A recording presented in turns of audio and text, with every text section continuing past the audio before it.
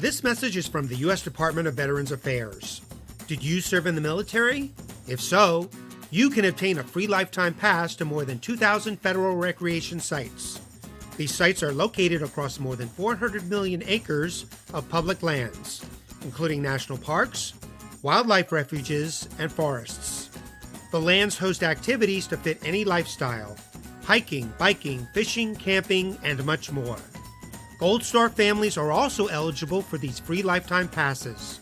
Plus, they cover entrance fees for a driver and all passengers in a car, or up to 3 additional adults at sites that charge per person.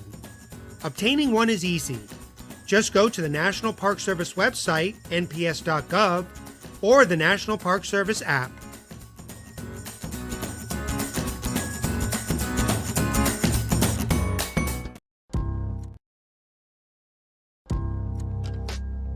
In October 2019, Arlington, Texas was chosen to be the home of a new national museum, unlike any other. The National Medal of Honor Museum will be a unique home of military history. The 100,000 square foot museum will house exhibits, archives, and artifacts relating to the 3,500 U.S. troops who have been awarded the medal, the nation's highest honor for valor in combat. The museum will have 31,000 square feet of galleries dedicated to U.S. troops who have received the award. The museum CEO, former Navy SEAL and NASA astronaut Chris Cassidy, said the museum will focus on education as much as preservation. The building will have 5 areas dedicated to Medal of Honor winners from the Army, Marine Corps, Navy, Air Force, and Coast Guard. The main gallery will be located in a central plaza under a 25,000 square foot slab of steel, which will appear to be suspended in midair. It will be supported by 5 pillars. Black Rifle Coffee is a corporate sponsor of the museum, as are the Dallas Cowboys. The museum's board also includes over a dozen major corporations and 6 Medal of Honor recipients, including David Bellavia, Patrick Brady, and Britt Slabinski. Army Staff Sergeant Bellavia was awarded the medal for clearing an entire house by himself on November 10, 2004, as a squad leader in support of Operation Phantom Fury in Fallujah, Iraq. He killed 4 enemy fighters and wounded a 5th in close quarters battle. Army Major General Brady flew and coordinated the evacuation of 51 seriously wounded men during a firefight in Vietnam in January 1968. Slabinski, a Navy SEAL chief and team leader, led a rescue team of SEALs during Operation Anaconda in Afghanistan in March 2002. Slabinski and his team flew to a mountaintop ambush site to rescue Petty Officer First Class Neil Roberts, who had fallen from the back of a helicopter. Slabinski led the team through almost constant combat against an entrenched Taliban force. Along with the board members, former presidents Jimmy Carter, Bill Clinton, George W. Bush, and Barack Obama serve as honorary directors. The museum is expected to open to the public in late 2024.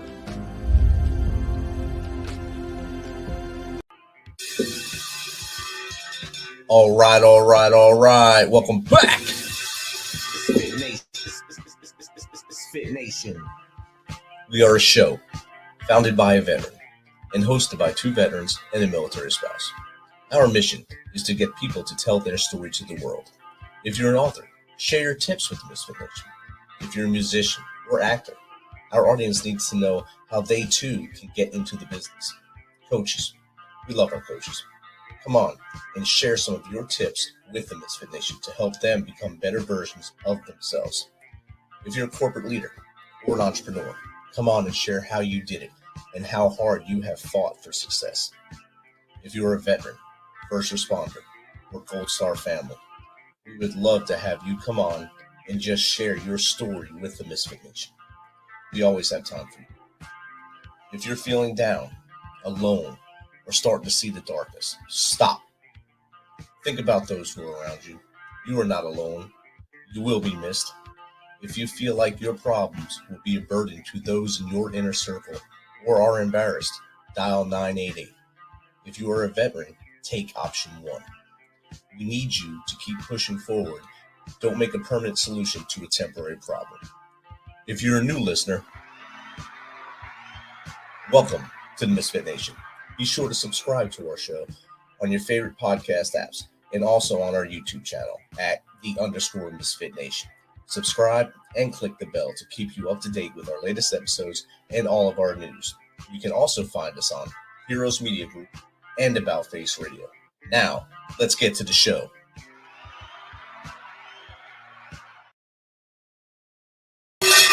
All right. Welcome to our Tuesday after dinner show. This is a good one tonight, y'all. Our guest is coming to us from across the pond. But first, a little public service announcement. I hope everyone had a great weekend and made it back to the place of work today after Labor Day weekend, or back to safety at their houses after a long vacation weekend. Also, this is September is for some reason called Suicide Awareness Month. We kind of keep that awareness here on the Misfit Nation all the time. But check on your brothers and sisters, no matter if they served or not. Make sure to do it all right and make sure they stay with us another day. So our next guest has a compelling story. It's an odyssey from the depths of addiction to the heights of entrepreneurial success. He was born prematurely to a mother struggling with addiction. He experienced her tragic loss at the tender age of 10. This, combined with a suppressive family environment, led to emotional disconnect and vulnerability due to substance abuse. As an entrepreneur, the pressures of running a business amplified his struggles with addiction until a fateful interaction with a mentor jolted him into confronting his reality. He was called the crackhead by this mentor. He was spurred to acknowledge his addiction and propelling him on a journey towards recovery. So without further ado, let's welcome Luke Worsford from the UK, founder and CEO of Lisa Inside Addiction, recovered addict, lead specialist, addiction counselor, entrepreneur, and podcast host. Welcome, Luke. Awesome. Thanks very much for having me, Rich. It's a pleasure to be here.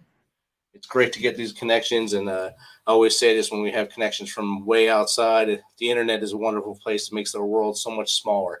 It makes us so easy. I can reach out and touch one. Have you on here and bring your expertise to the Misfit Nation and let them understand everything, all the tools and tips that you have to bring to them. Yeah, no, awesome. It's great to be a part of this amazing community. Thanks for having me here. No problem, man. Luke, like I told you in the green room, I'm going to give about a 2-sentence blurb about you.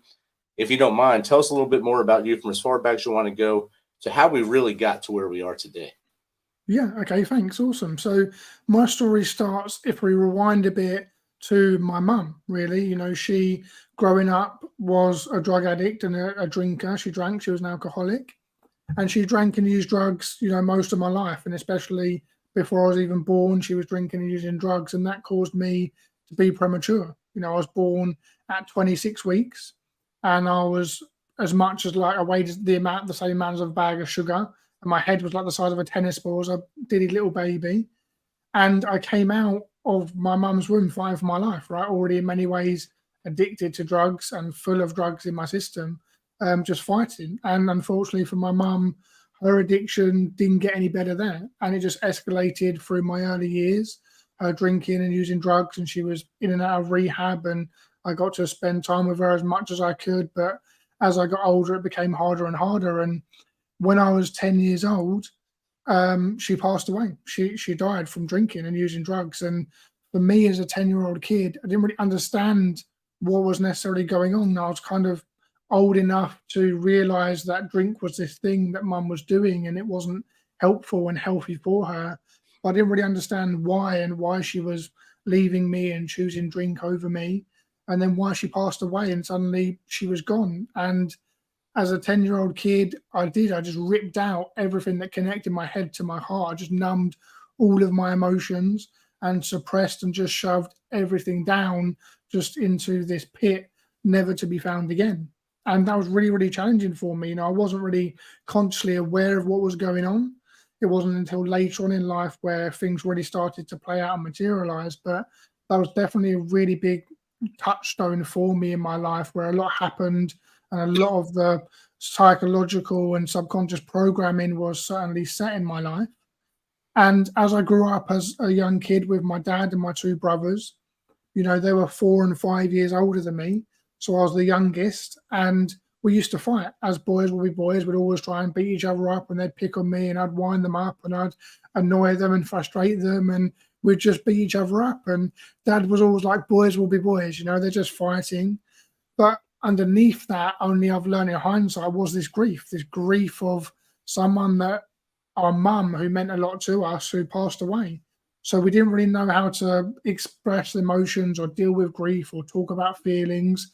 So we just expressed what a lot of men do, which is anger, right? Just violence, just fighting each other, beating each other up. And I remember a story that always comes to mind, which is when my stepmom, one of the first times she met me and my brothers, the door kind of opened to the front door as she was walking up to it. And my middle brother, Matt, he ran out the front door. And 2 seconds later, there was me chasing him with a cricket bat down the road. And that was one of the first times my stepmom met us. It was because I was chasing him down the street with a cricket bat, trying to hit him around the head or whatever was going on. We were just fighting. And as a young kid, you know, we laugh about it, that masculinity, if that's how guys are, that's how boys are growing up. But for me, that just reinforced the suppression of emotions, although the only emotion that was allowed was anger and being strong and putting on this mask and this brave face in my life. And that was further reinforced, you know, as time went on and I went to school. That was reinforced by my peers and the people around me. And it was at that time when I was in school when drugs were first introduced to me and alcohol was first introduced to me. You know, I had my first drink and I had my first cigarette and my first joint and my first line of coke. And it was at that time when I just started to be around that peer group and it started to get embedded into my system of drinking and using drugs. I mean, I wasn't an addict by any means at that point in time. I was just a teenager, just having some fun at weekends. But those two parallel processes, the discovering alcohol and drugs and then suppressing all my emotions, they were subconsciously in my life colliding and escalating and slowly underneath bubbling up. And that led me to the point where I left school, Rich. And when I left school, I went on to start my own business. I wanted to be an entrepreneur. I wanted to be a businessman. And that went well. You know, I grew my business in a very short amount of time. We grew to like 5 employees. We had an office and we had a team of us that were all just a band of rebels growing and taking on the world. And we built websites and did marketing for companies in the UK and grew their companies and made money. And as we were making money and celebrating and really growing as entrepreneurs, we would drink and go out and party and, you know, do coke and have fun. And that all seemed so innocent. But as time went on, it just got worse and worse and worse and just escalated and escalated and escalated until the point where I lost the whole business because I was spending money I didn't have on cocaine and drinking and on, you know, smoking weed every day and just being in that cycle, being able to handle the stress, always having this mask of masculinity of being a shrewd businessman who had to always get on with stuff. And that was really challenging to be stuck in that identity and stuck in that pattern. And like I say, I lost the whole business. And that was a really challenging time in my life. But that gives you a bit of a background of kind of where I've come from. Wow, that's compelling right there. I started saying this off with this is a compelling story. That is a compelling story right there. Like you said, boys will be boys. You chasing your brother with a cricket bat. My brother hit me in the face with a skateboard growing up. So I understand that 100%. And I think all the guys listening, even the girls listening, they'll understand that siblings fight and siblings do that stuff. And sometimes it's an outlet of something else. And I think you were born with a challenge already, just your circumstances when you were born. And do you think since your mom wasn't an addict and did all the addiction kind of stuff in front of you, did that make you more prone to addiction by someone else? Yeah, definitely. I definitely think there's learned behavior.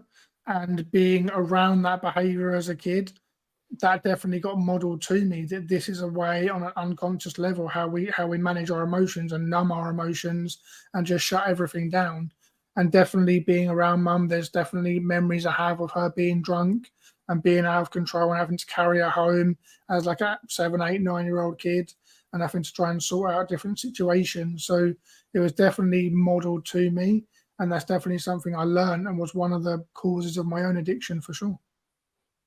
Definitely. And I believe the way you handled this part of your journey past that, once you were called to crack it by your mentor, that kind of set the bells off for you, I think, right there. Losing the business, being called that, now all the wheels are going in the right way. Yeah, definitely. And I remember that moment, just to drill down in it a bit, I remember it for the rest of my life. You know, I just the business was crumbling around me. I had people calling my phone every single day asking for money, asking for their projects. I wasn't going into the office. I had to move out of my penthouse flat into a house share, and I had to get rid of the Mercedes, all those kind of luxuries, and I just had literally nothing left. And I was calling through all the different people in my phone book to try and get them to lend me more money to keep using drugs and keep going, because I just didn't want to face the reality. And as I got, and over the weeks, exhausted every single person, I had one number left. And that was this business mentor of mine who I really didn't want to call because I knew they were, hard to manipulate and get round.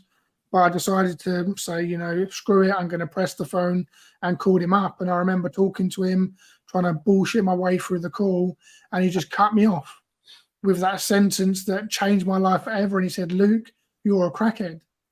And although Rich, I'd never smoked crack, it was just in that moment, it just pierced all that denial. And sometimes when we're drinking and using drugs, we can just be in such a heavy, weighed down by this denial. And that's what I was. And that one sentence from that friend just cut through that. And I realized, wait a minute, I'm just like my mum. I'm an addict heading towards death, just like her. And I'm just going to die if I keep going on this path, keep going down this route. I'm just getting up with nothing, and I'm just going to end up in an early grave. And I just didn't want that. And I just decided in that moment that this wasn't going to be the rest of my life. I was going to become authentic. I was going to grow. I was going to learn. I didn't know how. I didn't know what kind of people would show up in my life to help me with that.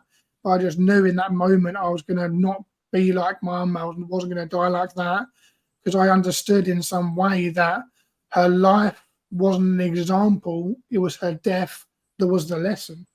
To not do that, to not go down that path. So that moment has always stood out to me as a big turning point in my consciousness, and just a shift in my perspective. It definitely is. And especially as young as you were when you lost your mom, it kind of stays in the back of your head as like that black moment, that black chapter in life where, and like you just said, a vital lesson for the rest of your life. A lot of people don't get or don't realize they have that lesson and just stay in that same cycle as their mom or dad did, or someone that they looked up to did, and don't get out of it. Is it due to there being different levels of addiction, or just not wanting to know? Yeah. So I think a lot of people struggle to know why, right? They have this question, why do they do it? Why are they stuck in it? Why is this happening? And I think one interesting thing that I've done since I've been working with clients for many years is I surveyed hundreds and hundreds of clients and asked them what were some of the things that happened in their life. And I asked them a range of questions, and I want to read you some of the statistics. So over 50% of people that I assessed had lost a key person in their life. So like me, like my mum, and I'm sure a lot of the veterans listening, losing someone important in their life, is one of the really big causes, that grief that just sort of sits there in the background, that was really, really challenging. Also, 1 in 2 people had their parents got divorced in childhood. The same as me, my parents divorced in childhood as well. 1 in 2 people moved around a lot as a kid. So that's moving to different cities, moving around the world, maybe moving to different schools, had a lot of instability, which was challenging. 1 in 4 people, their parents used to drink, modeling to them that behavior. So, for example, again, that was the same as me, right? My mum modeled to me that drinking behavior. And a lot of clients I work with, 1 in 4, their parents and their caregivers were heavy drinkers themselves.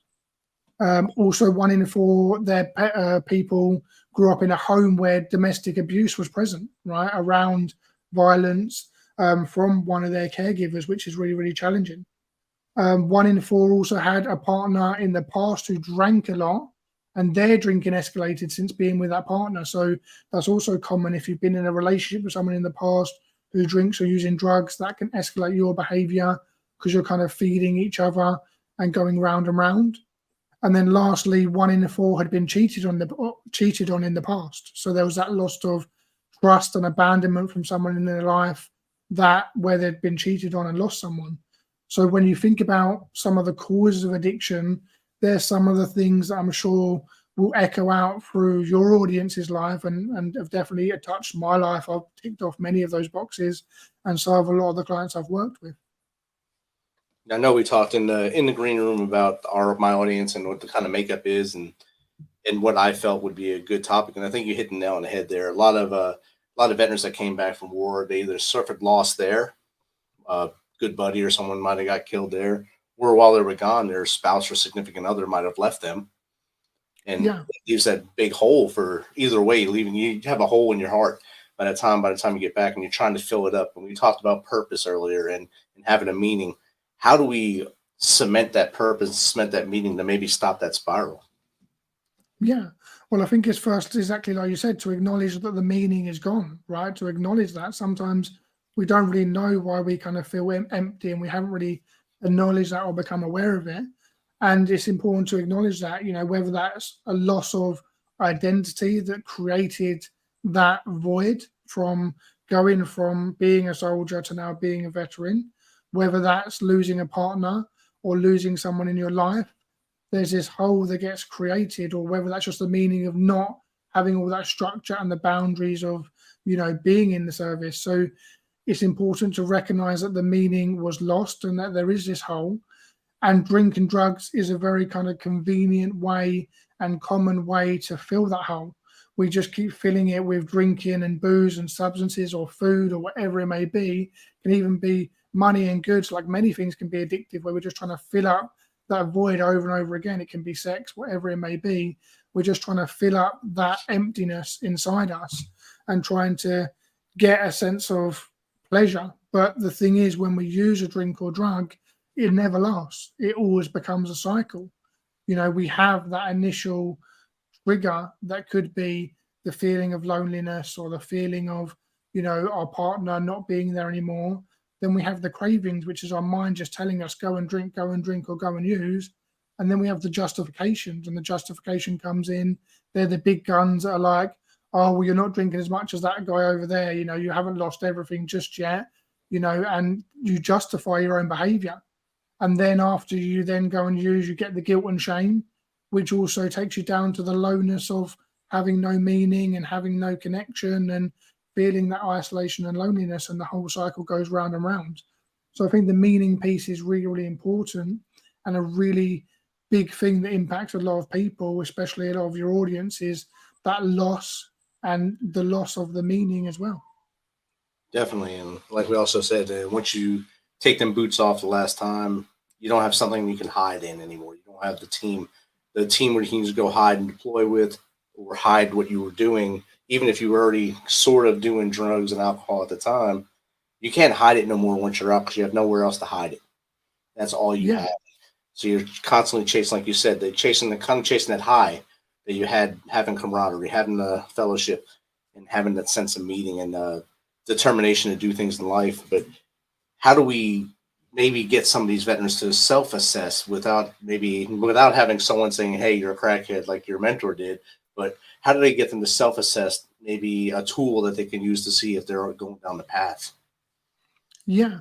So it's important to recognize, in terms of a tool, is what meaning do they have in their life, and really become aware of that. So when you go through any bit, I'll use me an example. So I ran my business, and I lost that business. I lost the team. I lost the people around me. And I was literally sitting on a park bench when I spoke to my friend. I lost a lot of meaning. I lost that identity of being an entrepreneur and of having that wealth and status and money, of having a Mercedes and a penthouse flat and all those things, the status that comes with that. And I lost all of that meaning. And I did turn to drugs because I didn't have that meaning in my life anymore. And I was trying to just fill up that loneliness and abandonment with drink and drugs. And how did I overcome that? How did I come out of that? I think the really important thing is to recognize that the labels we attach to our identity, they're stuck on with Velcro. They're not, we can take them off, we can change them, whether I'm an entrepreneur or whether I'm, a good person, a bad person, whatever I am, whether I, have status or have money, whatever my net worth is, all of these labels we can take off and choose which labels we want to have. So that's really important. And also having a vision. One of the things I created on that park bench was a vision, and a vision for my life, because I lost all of that meaning and the vision and the direction I was heading in. I then needed to create a new vision. So I wanted to become authentic, to grow in myself, to help other people, to give back to the world, and to build another business that was important for me and that had that sense of purpose. I knew at some level that just building websites for people so they could sell more cupcakes didn't give me any more meaning. I was like, I don't care if they sell more cupcakes. I want more from life. Whereas now when I connect someone, I come on a podcast or share something or help someone, that gives me a lot more meaning. It's a lot better reason to get up in the morning. So I think I transitioned from that life of achievement to more of a life of fulfillment. And that was by creating like a 10x vision, a vision that was way beyond my addiction for myself, for my own health, and how I was going to achieve better health and go to the gym and look after myself, for my wealth, for my bank account, and paying off all of my debts and getting back on the straight and narrow and paying back the people that affected me, for my love and the people around me, my connections, getting those back and creating more connections with the people around me, and for my own happiness, to feel happier in myself, feel more fulfilled, feel more pleasure and fulfillment naturally from gratitude and loads of those healthy tools. So creating a 10x vision is really, really important, a vision that's beyond that. And especially if someone is transitioning from the army and coming out of the army, is to think about what is that next chapter? What are they going to go and do? How are they going to help people? Are they going to go and train other people? Are they going to, provide some sort of support? Are they going to, manage their identity to actually still maintain that level of their sense of self? Like I transitioned from doing one business to another business, so I still stayed in that sort of identity of an entrepreneur, and I also added a counselor and a therapist and an emotional human being to that list of different identities. But thinking about it from a veteran's point of view, what else can they add to that identity that's really going to allow them to support their sense of self and have that direction and vision and really fill up their own cup? Definitely. And you had challenges as an entrepreneur. A veteran will have challenges that'll be similar because they're still trying to find that next thing. Like you just said, if they're not setting goals as they're starting that transition, it's a little harder. And like you just said that you had a counselor, therapist, a team basically to help you, a village to help you grow and stay in the right path. And I'm sure that helped you on your path. And I think that's what helped a lot of our audience as well. If they rely on their brothers and sisters and say, look, I think I'm heading down the wrong path. I need this help. Where can I go? Who do you suggest?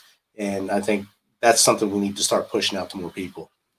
Yeah, 100%. I think the help is really, really important. And, as an addiction specialist therapist, I feel like it's really important if people are struggling with addiction to reach out and get help, because for me, counseling was really a game changer. I tried, the 12 steps, and I tried different things like that.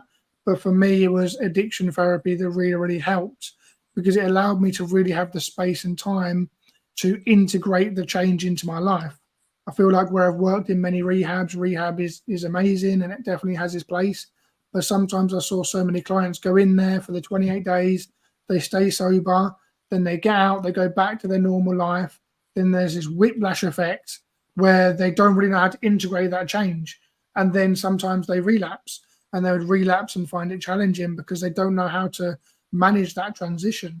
So I feel like for me, counseling really helped me manage that integration and manage that change in my life, where I slowly learned to rebuild my life and manage my life week after week, whilst actually not drinking, not using drugs, and trying over and over again to not learn that in my actual life. How do I make all the phone calls, take all the bollockings for all of the bad things I've done, and clean up my whole company whilst not doing drugs and whilst not drinking? That's the point. Yes, I can go to rehab, not do it, and come back. And then what happens when I then have to deal with all the phone calls and deal with all cleaning out my whole company that just failed? What happens then?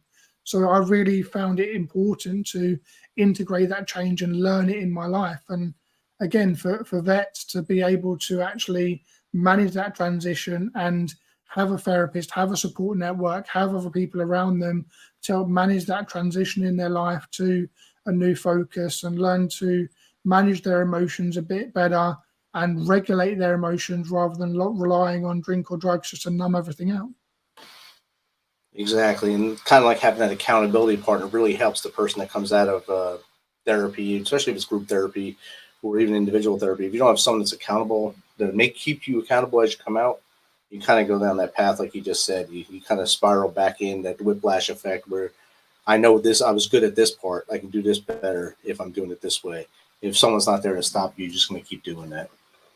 Yeah, 100%. I think accountability is really, really key.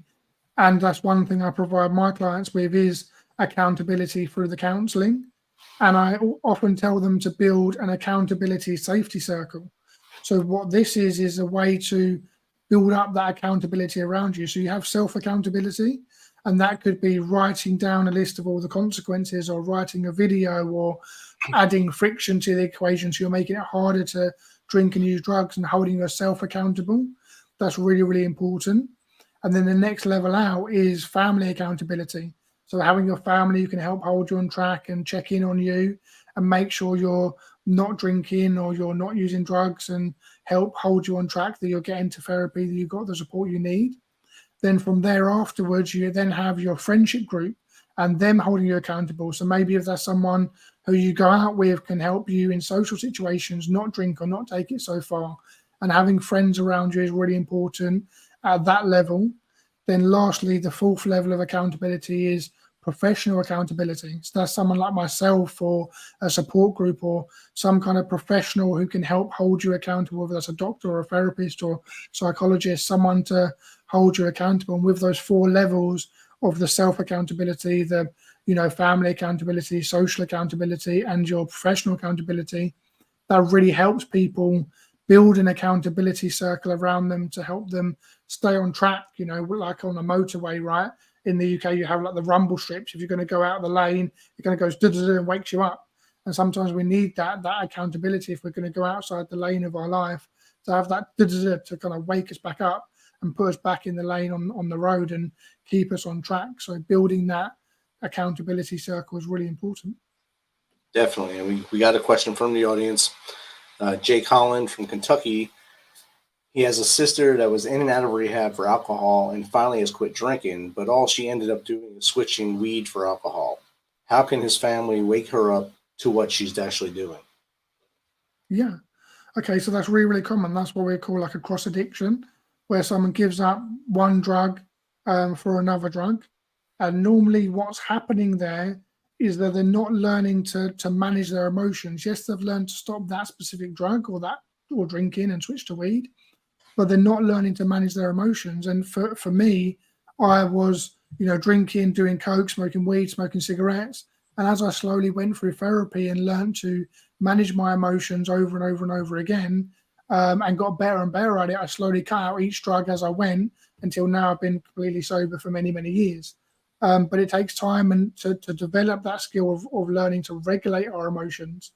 So what can, someone do to help their sister? I think it's really important to recognize when you're helping someone. Firstly, they have to be ready, just to be straight up and candid with you, right?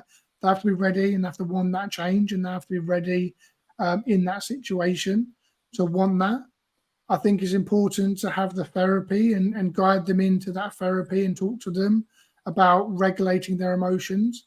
Also to recognize that they've done well, right? If they've gone from alcohol to weed, like that's progress. Sometimes we see it as a massive failure, you've failed, but really that's still a step in the right direction.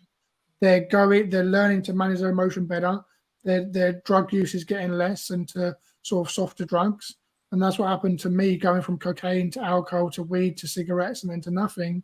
Over time, I slowly got better at managing my emotions. So really sitting down, having like an honest conversation with them and trying to express to them that they're doing well and they just need to keep going, engage in therapy, keep that support group. Just because you went to rehab doesn't mean that you're suddenly solved. It's an ongoing process to stay in therapy and work on things. And another one thing, just to kind of end on that point, is to look after yourself. A lot of people often find themselves putting a lot of energy and effort into supporting their family members. It's really important to have the self-love and self-care for ourselves and to look after ourselves in the equation. Outstanding. Jake, I hope that answers your question. He says, thank you. And then another listener says, at the end of the day, you have to want to change as well. Yeah, exactly. You have to want to actually make the change. And that's from my brother who hit me with the skateboard.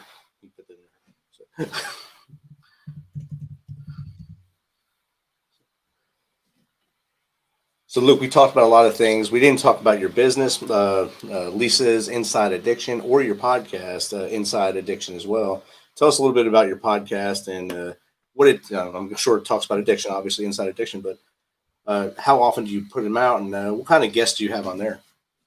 Yeah, so in terms of the podcast, that was really started out of my just passion for wanting to learn more and connect with people and really talk to people about their struggles with addiction and talk to experts. So we have experts on there, people such as myself and my peers who I talk to about addiction, whether that's on different subjects like mindfulness or food or whatever it may be, or gratitude. And then we also have episodes of family members who are struggling with addicts as well. So Jake could maybe go listen to one of those episodes around a family member to have that support. And then also we have addicts themselves, who share their journey through addiction and sobriety and recovery. So really we go from all three different approaches, the family members, the addicts themselves, and then experts. And we really talk about all the different facets of addiction and really provide some useful tips. So I'd recommend people go and have a look at that. And then in terms of the company side of things, so yeah, I run a company called Lisa Inside Addiction, and we have counselors who run an 8-week program. And this 8-week program takes clients through 4 different pillars. So they have one-to-one counseling sessions, they have videos that they watch, they have worksheets they complete, and then they have the one-to-one accountability phone calls in between sessions. And that kind of 4 pillars really helps clients get that integration I was talking about into their life, where they can watch the videos, they do the worksheets, they reflect themselves, and they really show up to the counseling sessions, getting the most out of it. And that's really, really important. And, some of the things we cover in the program would be around why people actually drink and use drugs, how to rebuild trust with your partner. They also learn loads of therapeutic tools to regulate and manage their emotions, how to handle social situations, how not to relapse, like so much stuff is covered that's really important. But I really focus on that approach that is around integration. That's really the key for me. Outstanding. Luke, again, thank you for taking some of your morning time to hang out with us here during our nighttime. How does someone get in contact with you, maybe just to chat with you like we just did, have you on their show, or maybe get some help from you? Yeah, perfect. So the best place for people to go is to the website insideaddiction.co.uk. And one thing I'd like them to go to is insideaddiction.co.uk/why. And on there is like a self-assessment that clients can take. And that'll really tell people if they have a problem with drinking or if they have a problem with drugs, and it'll kind of grade their life on some of the factors we went through in terms of why it's happening, their subconscious programming, their social circle, and their self-care, and if they're taking care of themselves. And it'll kind of give them a bit of insight into why this is happening and give them a 38-page personalized report for them on their specific situation, on some of the tools they can use to help to get out of that situation. So really taking that self-assessment would be the first place to kind of go, so they can really get some help and get that ball rolling, is what I'd recommend. Awesome. Thank you, Luke, again, for taking some of your time tonight and sharing a lot of information with Misfit Nation tonight. I hope the Misfit Nation was able to absorb some of that. Like I told you in the pre-show, if we reach one, we teach one, and that's a victory for both of us. Yeah, awesome. Thanks very much for having me, Rich. All right, you have a good rest of your, morning time. Okay, perfect. Cheers. Cheers.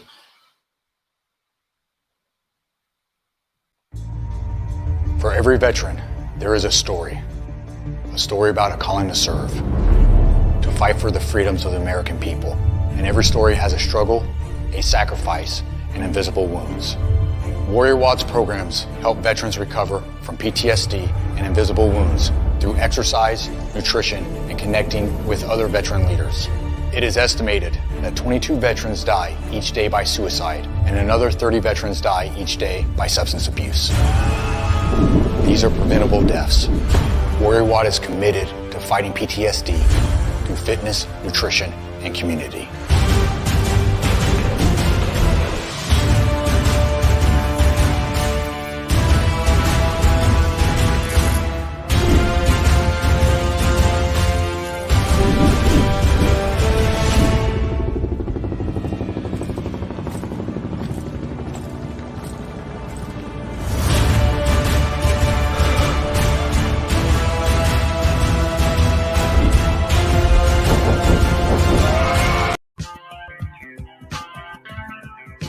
Thanks for checking us out and being a part of the Misfit Nation. Don't forget to visit our website at themisfitnation.com. That's themisfitnation.com. Check out all of our past episodes and get some of that great Misfit Nation gear. As always, be humble, stay hungry, and keep hustling, because we are Misfit Nation. Misfit Nation. Misfit Nation.